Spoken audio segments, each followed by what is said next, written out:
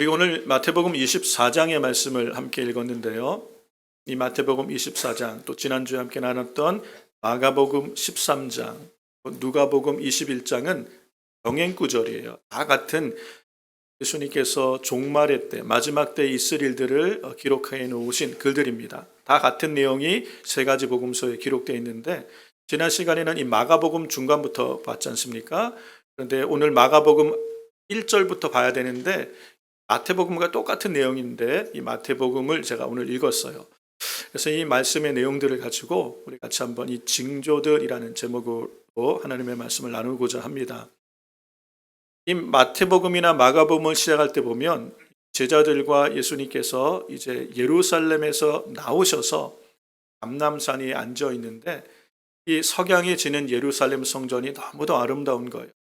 그러니까 이 제자들이 성전을 바라보며 흐뭇하고 뿌듯하고 또 자부심이 있고 그래서 예수님께 예수님 성전 보십시오 라고 이렇게 성전을 막 자랑하고 있을 때 예수님께서 하신 말씀이 이 성전이 돌 하나도 도리에 남지 않고 다 무너뜨리게 될 것이다 라고 예언하십니다. 네, 이 구약도 마찬가지지만 신약을 시작하면서 예수님 당시에 유대인들의 생각 속에는요, 세상의 중심은 예루살렘이에요. 예루살렘의 중심은 성전이었어요. 그래서 성전이 무너진다는 것은 곧 종말과 관련됐다고 생각을 했습니다. 그래서 예수님께서 성전이 무너뜨릴 것이다 라고 얘기할 때 그 말을 들었던 제자들은 종말을 연상하게 된 거예요. 그게 이 예루살렘의 종말, AD 70년에 일어났던 그 사건과 함께 예수님은 이것을 이 종말의 이중성이죠. AD 70년에 당하게 될 예수님이 이 말씀을 하시고 한 40여 년 후에 일어날 예루살렘 성전 파괴와 이스라엘의 종말을 예언하셨을 뿐 아니라 인류 끝에 일어나게 될 종말을 함께 지금 이 마가복음 13장, 마태복음 24장, 누가복음 21장에 기록을 해놓고 있는 거예요. 그래서 우리가 이 사건들을 보면서 이 말씀을, 이 징조들을 말씀하실 때 제자들이 물어보죠. 그러면 그 세상 끝날에 이 종말의 때에 어떤 징조가 있겠습니까? 라고 물어보지 않습니까? 그때 예수님이 징조들을 말씀하세요. 크게는 한 4가지 정도의 징조가 있죠. 그래서 첫 번째 징조를 말씀하실 때 너희가 사람의 미혹을 받지 않도록 주의하라 라고 얘기하십니다. 미혹에 대해서 말씀하시고 두 번째 재난들이 있을 것이다. 첫째 기근과 지진이 있을 것이다. 라는 자연재해와 재난들에 대해서 말씀을 하시고 세 번째는 핍박이 있을 것이다. 핍박이 너희들이라고 얘기했지만 그 당시 AD 70년에는 유대인들 그리고 예루살렘에 있는 기독교인들에 대한 핍박이었지만 마지막 때는 전 세계적으로 그런 핍박이 있을 것이다. 그런데 이게 끝은 아니다 라고 말씀하셨죠. 이게 재난의 시작이다. 이 말씀을 잘 이해를 해야 돼. 이게 시작이다 라고 말씀하시고 끝에는 어떤 일이 있을 거라는 거예요. 예수님이 재림하기 직전에 나타나야 될 중요한 징조는 뭐예요? 이 천국 복음이 모든 민족에게 전파되기 위해서 복음이 증거될 텐데 그제야 끝이 오겠다라고 말씀하시는 거예요. 그러면 예수님이 정말 약속하신 대로 재림하시는 세상의 끝날에 나타나게 될 징조들은 이 4가지가 다 함께 나타나야 돼요. 이것도 한 지역에 국한된 그런 징조가 아니라 전 지구적으로 나타나는 이런 징조가 나타나야 되고 무엇보다도 복음이 모든 나라의 족속에 증거가 돼야 정말 예수님이 오신 때가 되는 것을 알 수 있어요. 그렇게 말씀하시면서 이 징조들을 말씀하셨는데 오늘은 그 징조 중에 미혹, 너희가 사람의 미혹을 받지 않도록 주의하라라는 말씀이 참 중요합니다. 그래서 이 말씀을 여러분과 함께 나누려고 합니다.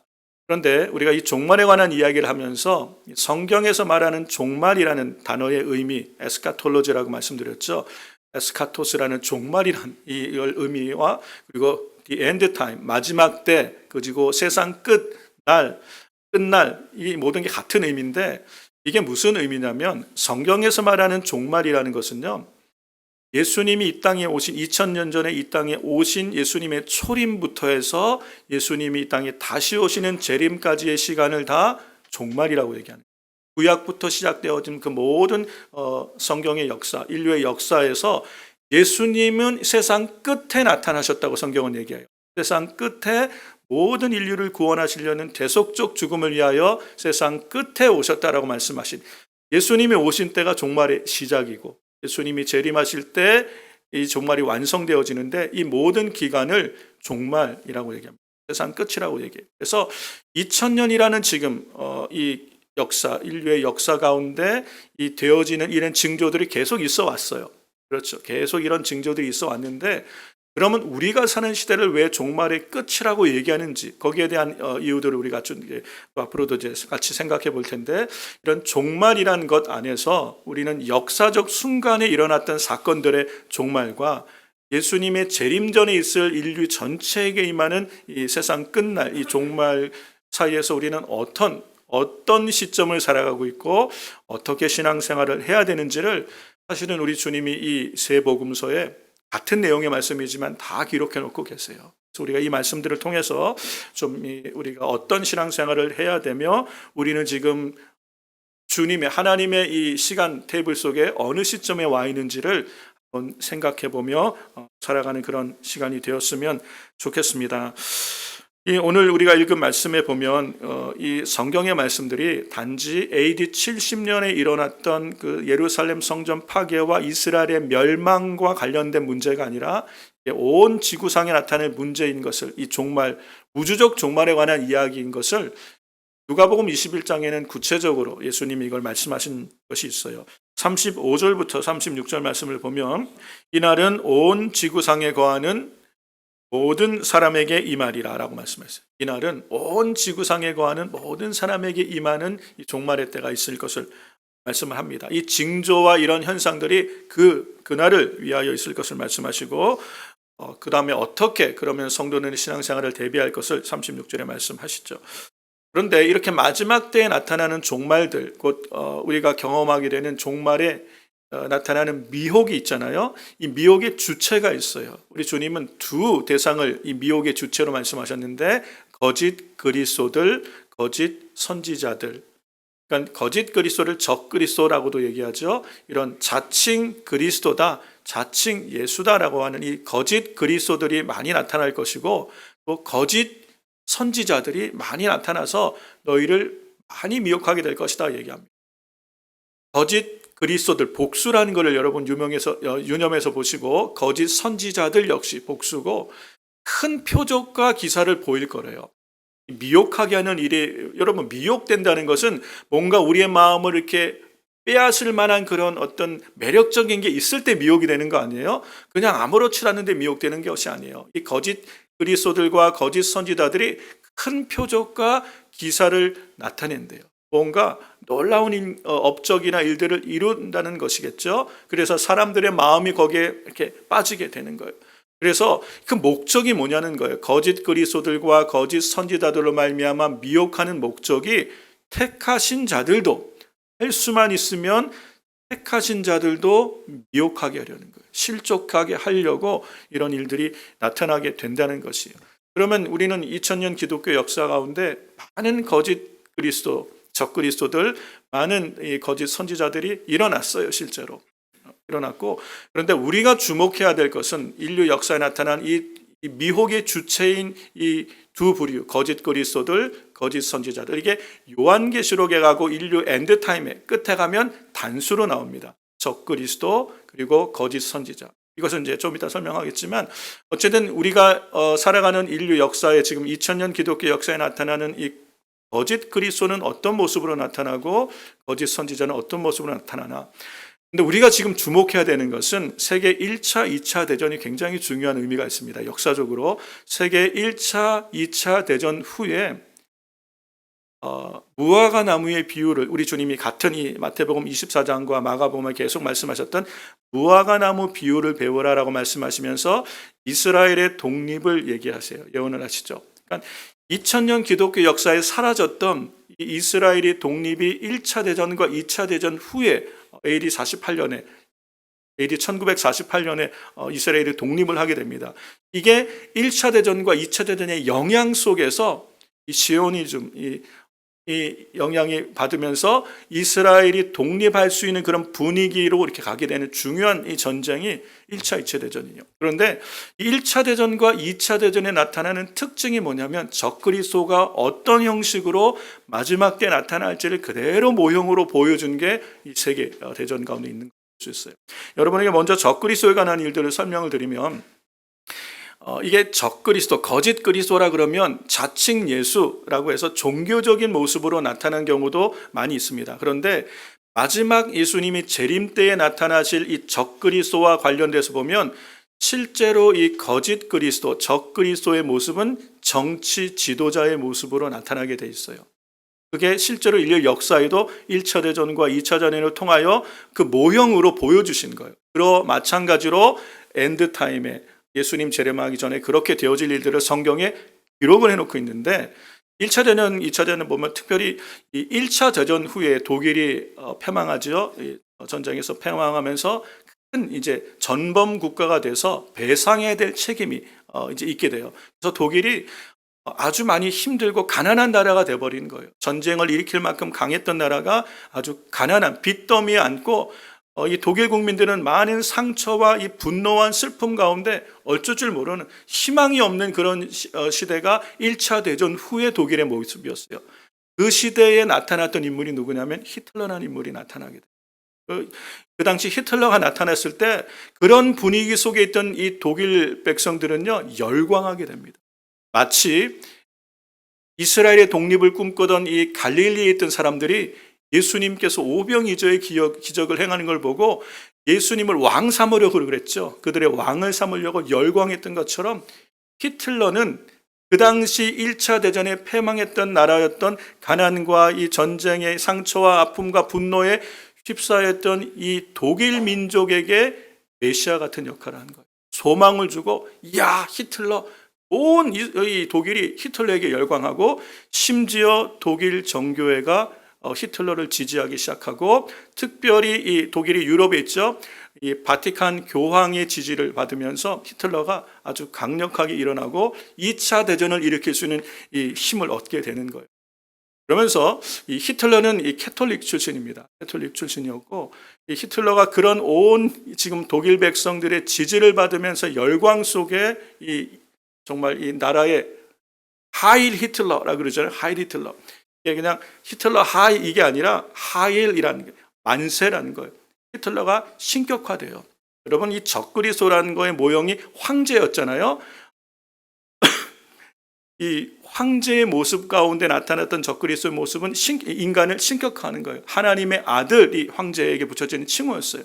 그게 그대로 이제 사람에게 나타나는 게 적그리스도의 모습이에요. 히틀러가 완전히 신격화돼서 이 독일 사람들은 히틀러의 목숨 거는 거예요. 교회에 다니는 성도들까지도 하이 히틀러가 되는 거예요. 그런데 이 히틀러가 이 전쟁을 2차전에서 패배하고 죽게 되잖아요. 그런데 히틀러가 죽은 이후에 이 바티칸 이 교황이 다스리는 바티칸의 영향을 받는 신문에서는 히틀러를 뭐라고 미화를 하냐면 이렇게 히틀러에 대해서 얘기합니다. 히틀러는 카톨릭 교회의 아들이다 라고 얘기하면서 아돌프 히틀러는 기독교를 수호하다가 사망했다라고 얘기해요. 히틀러가 기독교를 수호하다가 사망했다. 하나님께서는 순교자의 월계관을 승리자 히틀러에게 씌워주셨다 그래요. 히틀러는 죽었지만 정신적인 승리를 가져왔다고 얘기를 하는, 칭송하는 거예요. 완전히 히틀러를 신격화하죠. 이게 나치즘이에요. 지금까지도 이 나치즘이 계속 있는. 히틀러라 그러면 독일 사람들에게는 그리스도예요. 내가 자칭 그리스도라 그러지 않아도 구원자와 같은 역할을 하는 게 히틀러예요. 이게 미혹이라는 거예요. 온 사람들의 마음이 사람에게로 완전히, 히틀러에게로 완전히 미혹돼서 유대인들을 600만 명이 넘는 사람을 학살해도 그게 당연한 거라고 생각했어요. 그걸 정당화해 줄 수 있는, 이게 열광하는 거죠, 히틀러에게. 그 당시 독일 사람들이 그랬어요. 여러분 1차 대전도 마찬가지입니다. 이 볼세비키 혁명이 일어나지 않습니까? 이 마르크스 레닌, 특별히 레닌도 유아 세례자예요. 유아 세례자고. 근데 이 마르크스 레닌을 이어오면서 이 공산주의 혁명이 성공할 수 있었던 게 그 당시에 제정 러시아의 이 정교회가 교회가 이 볼셰비키 혁명을 지지를 해요. 여러분 이 전부 다 교회와 관련돼서 일어나는 일들이에요. 공산주의 혁명이 인류 역사에 일어날 때 그 지지 세력 중에 큰 기반이 교회였어요. 정교회가. 정교회는 기독교로 분류되는 종교죠. 기독교. 그러면서 레닌을 지지하고 나서는데 나중에 이게 이제 마지막 때 나타난 적그리스도와 똑같은 패턴이에요. 처음에는 이 적그리스도, 거짓 그리스도 정치 지도자들이 종교의 힘을 힘입어 기독교와 캐톨릭의 힘을 힘입어서 권세를 갖지만 시간이 지나면 완전히 돌아서서 3년 반 후에 이 7년 대환란 중에 전 3년 반 동안에는 평화를 얘기하지만 후 3년 반에는 완전히 돌아서서 이제 완전히 교회와 성도를 성전을 파괴하는 자로 서게 되는 게 마지막 때 적그리스도의 모습인데 똑같은 패턴이에요. 그렇게 이 레닌이 정교회의 지지를 받고 공산주의 혁명을 성공하는데 나중에는 이제 정교회를 완전히 비판하는 모습으로 그렇게 돌아서죠. 그렇게 레닌이 죽은 다음에 스탈린이 이제 이후에 이 소련의 최고 실권자가 되는데 스탈린이 자기의 어떤 이 정치적 입지를 다지기 위해서 레닌을 우상합니다. 신격화하는 거예요. 똑같은 패턴으로 하는 거예요. 레닌의 부활을 찬미하는 것처럼 영묘를 세우고 신격화하는 거예요. 그러면서 러시아 사람들은 레닌, 마르크스 레닌, 스탈린이 우상화되어 버리는 그게 공산주의 혁명이에요. 이 공산주의라는 것들, 이 정치 세력이 결국 사람들을 유혹하는 거예요. 거기에 다 교회가 연관되어 있다는 걸 볼 수 있어요. 사람의 마음이 역사 가운데 그렇게 완전히 한 나라의 백성들이 완전히 미혹되어서 이거는 이제 그것만 그 러시아의 문제, 독일의만 문제가 아니죠. 나치즘 그리고 이 공산주의 이거는 전 세계적인 문제가 되어지는 모습을 볼 수 있어요.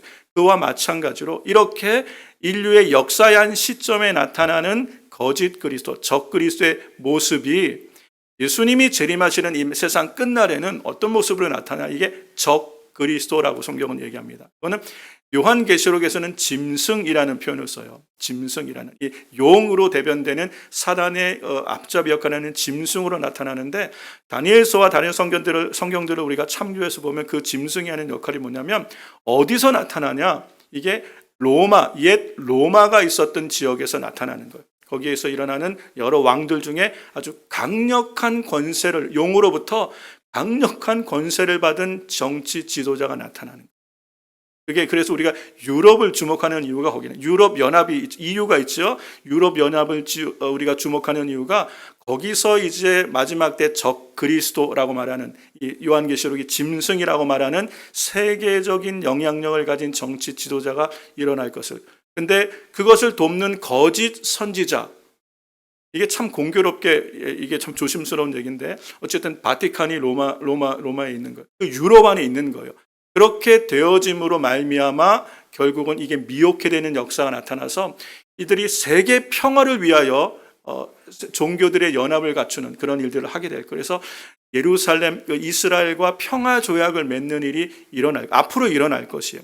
이게 정말 이제 끝이에요. 이게 7년 대환란의 시작이 바로 이런 시점이 되는 걸 볼 수 있어요. 그래서 우리가 이 적그리스도라고 얘기하고 거짓 그리스도라고 얘기되었던 많은 이런 징조들을 보면서 때를 분별할 수 있는 거예요. 우리는 이 거짓 그리스도, 적그리스도의 모형들을 인류 역사에서 보아왔어요. 우리는 보고 지금까지 왔는데 마지막 때 나타날 그 적그리스도는 이런 모습으로 이제 EU 안에서 그렇게 강력한 아마 세계적인 어떤 큰 영향력을 가진 강력한 지도자가 나타나서 그를 찬양하고 그를 신격화하는 일들에서 결국 어쨌든 이 평화적인 모습으로 겉으로는 드러나는 일들이 나타나게 될 것이란 그게 성경에서 말하는 마지막 한 7년 대환란이 시작되는 시점이 되는 걸 볼 수 있어요.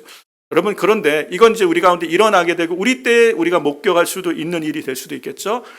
그렇게 되어지는 지금 전 세계적인 분위기가 되어지는 거예요. 그럼 이게 중요한 거예요. 한 나라, 한 지역에서만의 문제가 아니라 이렇게 전 세계적인 문제가 되기 위해서는 전 세계가 정치, 경제, 사회, 문화 그리고 이 사조까지도 이 어떤 정신적인 문제, 철학적인 문제까지도 같은 것을 공유할 수 있는 시대가 돼야 되는 거예요. 이게 포스트 모더니즘 시대 이후에 전 세계가 같은 이런 흐름 가운데 나타나는 이 시대가 그런 일들이 나타날 수 있는 아주 최고의 시대인 거예요. 우리의 모든 게 다 준비되어 있는 거예요. 어느 날 등장하게 되면 급속도로 이 일들이 일어나겠죠. 이 일들을 성경이 예언하고 있는 걸 볼 수 있어요. 그런데 오늘 우리 가운데 오늘 우리는 이런 이 적그리스도라는 모습을 어떻게 우리는 그러면 이게 내 삶과 무슨 관계가 있나? 사람이 신격화되는 거예요.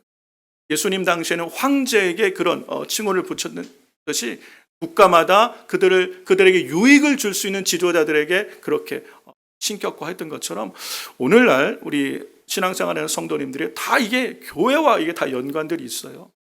신앙생활을 하면서도 한 가족 안에 왜 싸워요? 교회 안에서 왜 싸워요?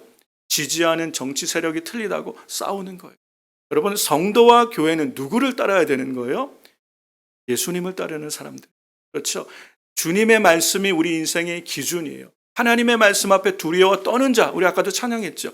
하나님 앞에 말씀 앞에 두려워 떨고 예수님이 우리 삶의 주인이 되시고 주님을 따라야 되는 성도들이 내가 선호하고 지지하는 정치 세력에 열광하다 보면요, 어느 순간에 예수님이 계셔야 될 자리에 내가 좋아하고 지지하는 목회자일 수도 있고, 그렇죠? 정치 지도자들일 수도 있고, 그 사람이 그리스도의 위치에 올라가 있는 것.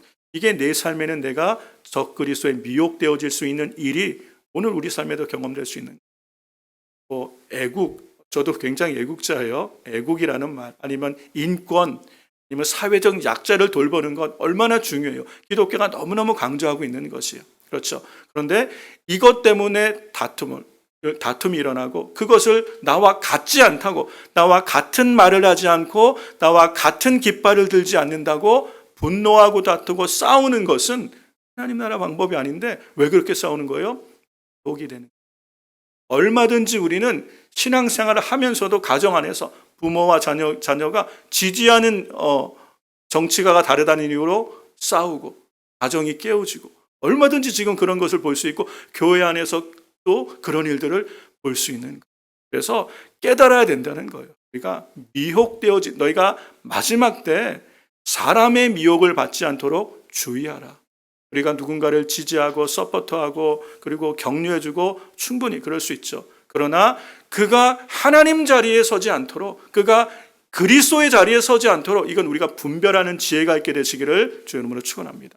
적그리스도의 모습을 오늘 우리 시대에 우리가 경험하게 되는 모습이 될 수 있고요. 그다음에 거짓 선지자의 모습은 우리에게 사실은 더 우리 삶에 가까이 와 있어요. 예수님 당시에 이 거짓 선지자의 모습은 여러 가지로 나타나는데 그 모습이 뭐냐면 예수님이 육신으로 오신 것을 부인하는 자들, 이게 영지주의자라는 모습으로 나타나기도 하고, 부활은 지나갔다라고 해서 성도들로 낙심하게 만드는 일들, 아니면 복음, 이 십자가 외에 다른 무언가를 더 첨부하려는 그런 노력들, 그것이 할례를 받는다든가 아니면 율법을 지켜야 된다는 그런 것들을 통해서 복음을 훼손하고 복음을 변질시키는 모든 게 거짓 선지자들의 역할이에요. 그러면 오늘 우리가 살아가는 우리 시대의 거짓 선지자들의 모습은 우리는 어떻게 경험할 수 있습니까? 여기다 이렇게 좀 거짓 선지자라고 써놓고 나타나면 딱 보면 알 수 있는데 그런 모습으로 나타나는 게 아니에요. 미혹이라는 거는요, 아까도 봤지만 큰 기사와 징조들, 뭔가 이렇게 마음을 끌만한, 사람들의 마음을 이렇게 빼앗아갈 만한 일들이 있다는 거예요. 절대 평범한 일들이 아니에요.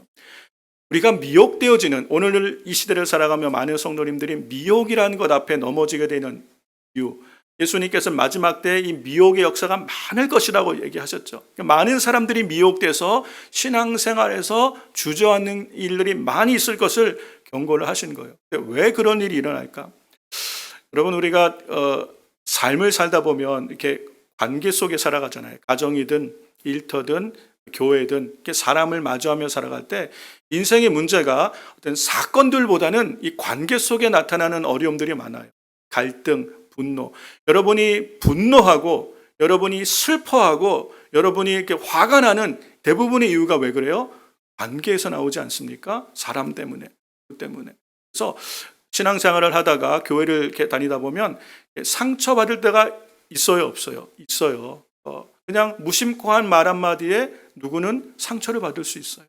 그리고 목사님 설교가 목사님은 왜 이쪽만 보고 얘기하고 이쪽은 안 보나? 별것도 아닌 거에 목사님이 나이가 보기 싫은가? 상처를 받을 수 있고 시험에 들 수 있고 여러 가지 지내다 보면 관계들이 있잖아요. 그러다 보면 거기에 서운하기도 하고 또는 이렇게 섭섭하기도 하고 화가 나기도 하고 또는 때는 그것이 분노가 되기도 하고 그렇죠. 미움이 되기도 하고 그렇게 될 수 있어요. 그게 약해질 때예요. 우리가 건강할 때는 우리 몸이 건강할 때는 질병도 이기잖아요. 그렇죠. 우리 안에 이 자가 면역이 있어서 어떤 감기 바이러스, 코로나 바이러스도 와도 이길 수가 있는데 몸이 약해지면요. 그냥 감기 바이러스 하나만 덜컥 들어와도 들어눕게 되는 거예요. 마찬가지인 거예요. 우리가 약해져 있을 때 상처를 받거나 시험에 들었거나 여러 가지 이유로 좀 신앙생활이 힘들어질 때 사단은 이 거짓 선지자의 말이 그때는 우리에게 아주 강력한 우리의 마음을 뺏어가는 일들이 될 수도 있다는 거예요. 여러분 경제적으로 굉장히 어려운 시대를 살아가고 있는데 하나님 앞에 드려지는 물질들 우리 안에 예전에는 기쁨으로 드리고 감사함으로 드리고 더 드리고 싶은 마음이 있었는데 어느 순간 경제가 어렵고 생활이 어려우면서 11조도 드리고 드리던 예물들을 한 번, 두 번 이렇게 넘어가게 돼요. 그러다 보니까 마음에 신앙생활을 잘하던 분은 마음에 찔림이 있고 어려움이 있고 부담이 있을 수 있죠. 그런데 어느 날 목사님이 그렇게 마음에 이 헌금 때문에 부담스러워하는데 목사님이 그냥 보고도 그냥 쑥 지나갔어. 속으로 생각하기를 목사님이 나 11조 안 한다고 쳐다도 안 보는구나. 스스로 시험에 드는 거예요. 그러게 시험에 들고 있는데 유튜브를 보다가 11조 본질적인 게 아니다. 딱 이런 영상이 뜨고 11조 하지 마라. 딱 이 영상이 뜨고 그러면 이게 내 가려운 길을 살살 긁어주는 복음이 되는 거예요. 강력한 메시지가 되는 거. 그 사람에게는 왜? 약해져 있고 시험 들어있는 사람에게는요. 그게 복음으로 들리는 거예요. 이 11조는 본질적인 게 아니구나. 11조는 안 해도 되는 거고 주일 성수는 이 율법적인 거구나. 형식적인 거구나. 온라인으로 예배를 얼마든지 드려도 마음으로 잘 드리면 되는 거구나. 그렇게 한 가지 이 목사님 굉장히 쿨하다. 이 메시지 굉장히 쿨하다. 평소에 건강할 때는요. 아무것도 문제가 되지 않는 것들이요. 여러분 우리가 약해지면 어느 하나가 우리 안에 크게 다가올 수가 있어요. 강력하게 다가올 때 미혹되는 거예요. 한 가지, 두 가지에 미혹되다 보면 결국 이 미혹의 목적이 뭐냐면요.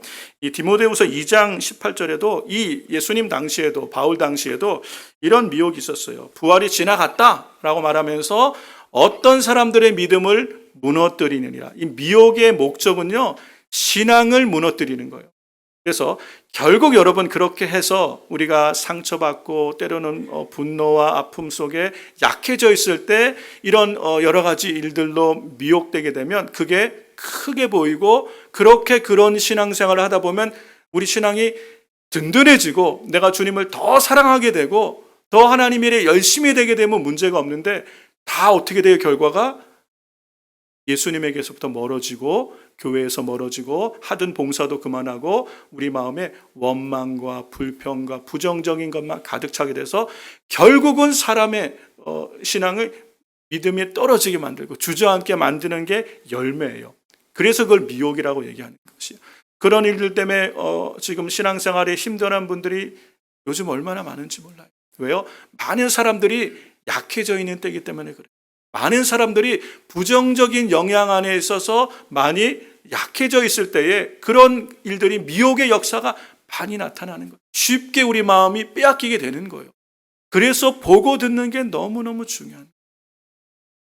사랑하는 성도 여러분, 오늘 이 시대에 이 적그리스도의 모습이든 아니면 거짓 선지자의 모습이든 얼마든지 우리 가까이에서 우리가 경험할 수 있는 일이 될 수도 있다는 거예요. 그렇다면 말씀을 정리하면서 우리는 어떻게 우리 주님이 이렇게 말씀하신 일들을 다 성경에 기록하셨는데 어떻게 미혹을 당하지 않고 끝까지 믿음 안에서 승리하는 신앙생활을 할 수 있을까? 주님이 이것도 다 알려주셨어요. 마태복음 우리가 한번 말씀을 보면 보라 내가 너희에게 미리 말하였느니라 이렇게 말씀하시는 거예요. 종말이 있을 징조들에 대해서 물어볼 때에 징조들에 관하여 쭉 설명하시며 하시는 말씀이 내가 너희에게 이미 미리 다 말하여 주었다. 미리 알려주신 거예요. 베드로에게도 미리 알려주셨죠. 내가 닭이 2번 울기 전에 나를 3번 부인할 것이다. 미리 알려주셨어요.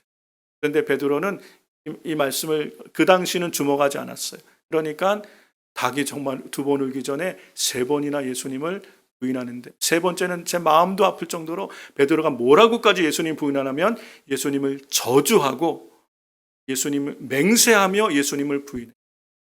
그러니까 이런 일들, 이게 미리 경고하셨는데 우리가 주목하지 않고 어텐션하지 않고 무시하고 있다 보면 이게 우리 안에 경고가 되는 게 아니에요. 나와는 상관없이 되는 거예요. 그래서 마지막 때 우리가 이 미혹에 빠지지 않기 위해서는 뭘 기억해야 되는 거예요? 하나님의 말씀이 기억나야 되는 거예요. 이미 우리에게 말씀하신 하나님의 말씀이 내 안에 있어야 돼요. 그래서 정말 마지막 때가 될수록 성경을 가까이 하라라고 말씀하시는 거. 성경을 먹어야 돼요. 성경을 가까이 하셔야 돼요. 기억나는 말씀이 있어야 돼요. 여러분, 베드로가 이 가룟 유다와 다른 게 뭐냐면 죄질은 베드로가 더 나쁠지도 몰라요. 예수님을 저주하고 하나님 앞에 맹세하면 이 사람 모른다고 부인할 정도로 예수님을 부인했던 게 베드로인데요. 나중에 우리 주님이 베드로에게 하시는 말씀이, 베드로가 나중에 회개하고 돌아오는 말씀이 72절에 나와 있어요. 72절에 예수님이 하셨던 말씀을 기억하고 그가 울게 돼요. 주님이 네가 나를 닭 울기 전에 3번 부인할 것이라고 말했던 예수님이 자기에게 하신 말씀 기억되어질 때 여러분 우리가 돌이키며 회개할 수 있는 줄로 믿습니다. 지금 여러분 우리가 얼마든지 약해져 있기 때문에 시험에 들 수 있어요. 그리고 넘어질 수 있어요. 그런데 일어나면 돼요. 다시 회복하면 돼요. 누가 회복하는 거예요? 여러분, 우리가 예수님 오시기 전까지 한 번도 실수하지 않고 실족하지 않고 꿋꿋하게 믿음의 길 간다는 거 쉽지 않습니다. 넘어질 수 있어요. 범죄할 수 있어요. 실수할 수 있어요. 낙심하고 주저앉을 수 있어요. 그러나 일어나면 되는 거예요. 누가 일어날 수 있습니까? 주님의 말씀을 기억하는 자들이 회복하고 일어나게 될 줄로 믿습니다. 그래서 하나님의 말씀이 우리 안에 있어야 돼요. 여러분이 우리가 시험 들어오고 마음이 약해져 있을 때 우리가 보는 것이 뭐냐가 우리의 마음을 끌어가는 것이요. 우리를 미혹하는 것들의 마음에 우리가 빼앗기면, 시간과 우리의 눈과 마음을 빼앗기면 미혹이 우리를 끌고 가는 것이고, 하나님의 말씀 앞에 우리가 서면 그 말씀이 우리 인생을 이끌어가는 줄로 믿습니다. 왜 우리에게 시험을 당해도 피할 길을 주신다는 말씀이 뭐예요? 피할 길이 하나님의 말씀으로 우리를 인도하신다는 말씀이에요. 그렇죠. 예루살렘에 있는 유대인들에게도 말씀해요. 너희가 이런 일이 일어나는 걸 보거든 산으로 도망하라. 피할 길을 말씀에 다 가르쳐 주신 거예요. 오늘 여러분 신앙생활 하시면서 하나님의 말씀이 여러분의 삶에 풍성히 거하기를 주의 이름으로 축원합니다. 매일의 삶에 말씀을 가까이 하셔야 돼요. 이게 내가 생명의 양식이고 내가 살아가는 삶의 길이요. 이 말씀들을 통하여 주님은 오늘도 이 어려운 시대 나와 함께 하시며 나를 지키시며 보호하시며 이끌고 계신다는 걸 믿고 하나님의 말씀 안에 깊이 거하는, 풍성히 거하는 우리 성도님 되시길 주의 이름으로 축원합니다. 미리 말씀하신 말씀 안에 거해야 되고요. 두 번째는 주님이 정확하게도 우리에게 말씀을 하고 계신 걸 볼 수 있습니다. 35절에 무슨 말씀이 뭐냐면 이게 온 지구상에 있는 모든 사람에게 임하는 일이다 라고 말씀하시면서 이 말씀을 하시는 거예요. 이러므로 너희는 장차 올 이 모든 일이 뭐예요? 유혹과 재난과 핍박을 다 포함한 환난이죠. 이 모든 일을 능히 피하고 인재 앞에 서도록 항상 기도하며 깨어있으라. 어떻게 하면 되는 거예요? 우리가 기도해야 돼. 교회에서 늘 강조하는 게 기도하라는 것이지만 기도를 해야 돼요. 그러니까 예수님이 베드로에게 네가 나를 3번 부인할 것이야 말한 후에 베드로가 시험에 빠지지 않도록 그를 데리고 기도하러 가셨어요. 겟세마네 가셔서도 다른 제자들보다 베드로를 더 깊이 가까이 가게 하셔서 여기서 좀 깨어서 나와 함께 기도하자 하고 가셨는데, 예수님이 그렇게 기도하실 때 3번이나 와서 제자들을 점검했는데, 베드로를 점검했는데 다 졸고 있어요. 그럴 때 우리 주님이 하시는 말씀이 시험에 들지 않게 깨어 있어 기도하라. 마음은 원이로되 육신이 약하라. 여러분, 우리 육신이 약하거든요. 연약해요. 마음의 결심은 해요. 나는 절대로 주님 배반하지 않습니다. 내가 죽기까지 주님 배반하지 않을 것입니다. 죽을지언정 절대 주님 배반하지 않습니다. 베드로가 그렇게 고백했지만 그 호언장담은요, 상황이 되면 얼마든지 바뀐다는 거예요. 우리가 육신이 약해요. 지금 그 마음은 진심이에요. 끝까지 주님 따르겠습니다. 목숨 걸고 주님 따르겠습니다. 그 마음은 진심인데 상황이 바뀌면 언제든지 우리는 예수님을 부인할 수 있는 그게 인생이라는 거예요. 인간이고 우리의 연약함이에요. 우리의 죄성이에요. 그래서 아무도 장담할 수 없어요. 그래서 어떻게 되는 거예요?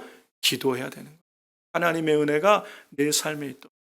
여러분, 이 기도가 참 놀랍습니다. 우리가 상처를 받고 또 이렇게 우리 안에 분노가 있을 수 있잖아요. 나에게 상처를 준 사람에 대한 분노에 우리 마음이 빼앗기면요, 아무것도 안 들어와요. 아무 말도 안 들어와요.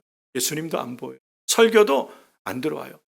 이 분노가 처리가 돼야 되는데 어떻게 우리 안에 있는 분노 또는 큰 슬픔 아니면 미움, 이게 내 마음과 감정과 내 삶을 끌어가고 있는데 여기로부터 어떻게 우리가 자유케 될 수 있어요? 기도하셔야 돼요. 기도하려고 여러분이 폰만 잡아도 하나님이 우리를 도우십니다. 하나님 앞에 엎드려 기도할 때, 주님 앞에 나아갈 때 주님이 우리의 마음을 만지시는 거예요. 그래서 기도의 자리에 나오셔야 돼요. 내 안에 있는 분노, 내가 왜 이렇게 화가 나 있는지, 내가 왜 이렇게 슬퍼하고 있는지, 내가 왜 이렇게 미움이 내 안에 가득한지를 주님은 아시는 거예요. 주님은 우리를 위로해 주시기 원합니다. 그 우리 안에 있는 문제들을 해결해 주시길 원해요. 그래서 기도하라 그러시는 거예요. 기도하면 하나님의 위로가 있고 하나님의 평강이 있고 용서할 마음을 주님이 주시고, 그럴 때 우리 마음이 새롭게 되므로 관계가 새롭게 되는 거예요. 시험에 들지 않는 거예요. 기도하지 않기 때문에 우리가 시험에 들어서 그 부정적인 감정에 이끌리다가 이게 어느 날 충돌하게 되면 큰 사건으로 나타나는 거예요. 큰 분쟁으로 나타나는 거예요. 우리 인생이 파멸로 가게 되는 결정을 하게 된 이유가 처리되지 않은 우리 안의 감정들, 상처들, 기도해야 될 줄로 믿습니다. 기도할 때 우리 하나님 반드시 도와주세요. 여러분, 어렵고 힘들고 상한 마음, 어디 하소연할 데도 없고 남편이 제일 가까이 있는 남편인데 남의 편이야. 항상 남의 편이야. 그래서 남편이 항상 내 편이 아니라 남의 편만 들어. 말이 안 통해. 무슨 말만 하면 그냥 짜증내고 화내고 화가 나. 어디에 이 마음을 풀 데가 없는 거예요. 기도해야 될 줄로 믿습니다. 주님 앞에 나와서 앉으면, 여러분 성전에 나와서 앉아서 정말 진지하게 하나님 앞에 주님을 묵상해 보세요. 하나님의 위로가 우리 마음을 만져주실 줄로 믿습니다. 그럴 때 우리의 상처가 씻어지고 우리 안에 새 마음과 새 영을 성령님께서 주시는 거예요. 그래서 우리를 바른 길로, 피할 길로, 살 길로, 생명의 길로 주님이 인도하여 주실 줄로 믿습니다. 기도함으로 승리하는 우리 성도님 되기를 주의 이름으로 축원합니다. 마지막으로, 이게 기도하는 게 깨어있는 거지만 깨어있으란 말을 좀 더 우리가 생각해 보면 이게 분별해라는 말이잖아요. 분별해라, 대비해라, 예비하고 있어라, 이 얘기잖아요. 이 마태복음 24장 이후에 25장에 가면 우리가 중요한 비유 두 가지가 나오죠. 그게 열처녀의 비유, 그리고 달란트의 비유가 나와요. 5처녀는 기름을 예비해서 신랑이 늦게 와도 예비한 기름이 있으므로 혼인잔치에 참여하는데, 5처녀는 기름이 다 떨어져가지고 이거 사러 갔다가 혼인잔치에 참여하지 못하죠. 뭘 강조하신 거냐면 준비하고 있으라는 거예요. 예비하고 있으라는 얘기예요. 기름이 떨어지지 않게 해야 되는 거예요. 기름이 뭐냐? 이거 뭐 여러 가지 얘기할 수 있겠지만 여러분, 우리의 믿음이 약해져서는 안 돼요. 은혜가 떨어져서는 안 돼요. 내 스스로가 믿음을 지킬 수 있는 것, 이게 마지막 때의 지혜인 줄로 믿습니다. 지혜로운 자는 내가 시험에 들어서 은혜가 떨어져서 미혹되기 쉬운 상황으로 방치하는 삶이 아니라 내 마음을, 내 인생을 붙드는 거예요. 은혜 안에 있도록, 성령님이 나를 주장하시도록, 하나님의 은혜가 내 안에 계속되도록 내가 은혜의 자리에 있는, 이게 지혜인 줄로 믿습니다. 1달란트 받은 자는요, 원망하고 불평해요. 주인을 오해해서 자기 중심적인 생각에 주인은 이런 사람이고 주인은 저런 사람이고 그래서 내가 이렇게 그냥 땅에 묻어놨다, 자기 변명을 해요. 오해와 변명과 원망과 불평만 쏟아내요. 그런데 열매 있는 2달란트, 5달란트 남긴 사람은요, 착하고 충성된 종은 자기 위치에서 맡겨진 일을 충성되이 감당, 있어야 될 자리에 있고 해야 될 일을 감당하며 끝까지 충성하는 그 사람이, 하나님이 그 사람을 통하여 일하시고 역사하시고 끝까지 승리하는 믿음 생활을 하는 삶의 모습이 되어지는 줄로 믿습니다. 그래서 깨어있으란 말이 이 말이에요. 우리는 내가 있어야 될 자리에 있는 것, 이게 지혜인 줄로 믿습니다. 마지막 때는요, 정말 내가 있어야 될 일, 내가 해야 될 일, 내 위치와 선을 넘어서는 안 되는 것, 내가 해야 될 그 일을 하고 부르심을 따른 맡겨진 일, 이게 직분이든 사명이든 이 일에 우리의 마음과 우리의 삶이 있을 때 하나님은 그 사람과 함께 하시며 그게 우리로 믿음 안에 끝까지 승리하는 길로 인도하여 주실 줄로 믿습니다. 사랑하는 성도 여러분, 지금도 우리 예수님이 오시기에 점점 가까워지는 시대에 이 미혹의 역사는 더 많아질 거예요. 우리가 살아가면서 부딪히고 또 이렇게 막 아파하는 삶 속에 상처받는 일들이 더 많아질 거예요. 그럴 때마다 우리는 잘 선택하셔야 돼요.